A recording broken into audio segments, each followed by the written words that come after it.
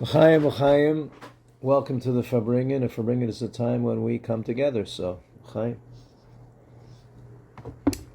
Obviously, yesterday was Purim, and today is Purim in Jerusalem. So, first of all, we should make l'chaim today and yesterday and probably tomorrow. But I wanted to share some thoughts from a Farbrengen that I went to last night. It's interesting that in Chabad, because of the way kind of everything works out, how it usually works out is Purim is a time which is really accessible to everybody. First of all, the idea is to unite the Jewish people. Second of all, is all the mitzvahs bring us all together, hearing the Megillah, but especially giving Shalach Manas and giving Matanas Lavyona, gifts to the poor, etc. And a lot of people, all the activists, all the people that are running Chabad houses or Shiva students or women that are in the different seminaries, etc., are all doing outreach. It's a crazy time of outreach. People are they're dancing in the streets, crazy stuff. Yesterday, I was on a bus driving around Penn, playing in a kind of a fake trolley car bus. You've seen those. And the Bachrim are going out in the street and dancing and blasting music and giving out hamantashen, and it's the idea is to spread joy and to spread unity and to give people an opportunity to do these mitzvahs.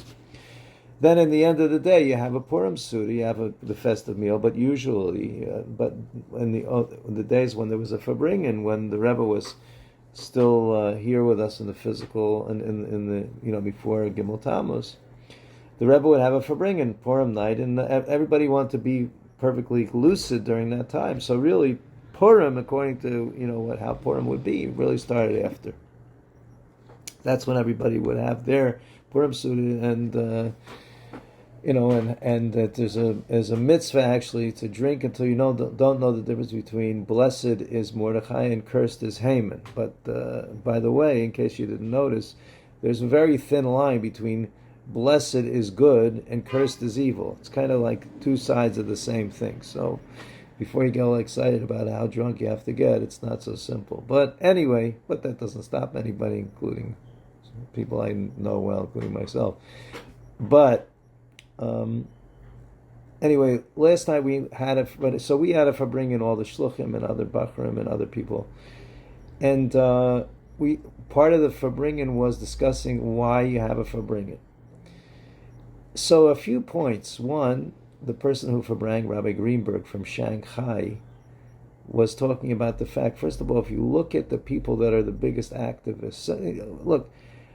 Part of the yeshiva system and the idea of being in a yeshiva is that you go to yeshiva, you get this tremendous education, and after that you go out and you do whatever you're going to do. And if you're going to be opening Chabad houses and do that, you do that. I mean, he said, if it's interesting, the people that generally open Chabad houses and are the most successful weren't the people that spent the most amount of time learning and were the best students. They were the people that were Farbrengen. Really interesting. A Farbrengen is really the digestion of what you're learning. In other words, you can learn all the books you want, and you can get all the topics you want, and you can do everything you want, but sitting together with a bunch of friends and trying to say, because it doesn't always work, trying to say, what's real for me? How can I make a deeper connection to this? How can we make a deeper connection with each other?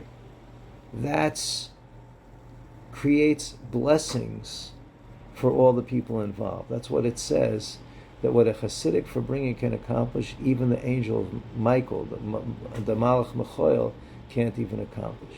So it's a time where people give each other brachas for children, or for to help each other through problems, etc., etc. So it's kind of like it's like a magic potion, or that was not magic. We don't have magic, but it's a bracha is what it's called actually. So it creates a bracha, and also l'chaim. L'chaim is, you think so. If more l'chaim, if making l'chaim is important, then more l'chaim is more important. But the Rebbe says that l'chaim is like a potion, is like a special bracha potion. And when we make l'chaim to each other, and we say, bracha v'atzlacha, or we say, l'chaim u'levracha, l'chaim u'lev rako, our hearts should be open and soft to each other. then that brings out the essence of the souls, of the Jewish souls that are sitting at this Farbrengen. So I wanted to share that with you, especially because this is, this is our Farbrengen. So today, I hope this all works. I'm trying to do it without Abby. Abby is my assistant who sends us out for me Friday from Israel in the morning. But she's now at Shabbos, and because of the late Farbrengen last night, I wasn't able to do it and get it ready like I usually do. So I hope this works. And l'chaim to you, a freilich and Shushan Purim, and a good Shabbos.